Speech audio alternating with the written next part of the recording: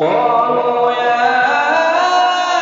أبانا ما لك لا تأمنا على يوسف وإنا له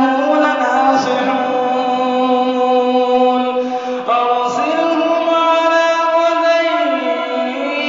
يرتع ويلعب وإنا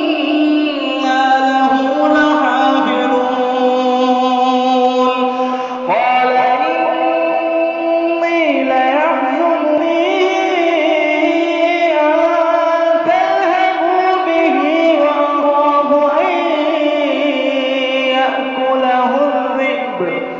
وأنتم عنه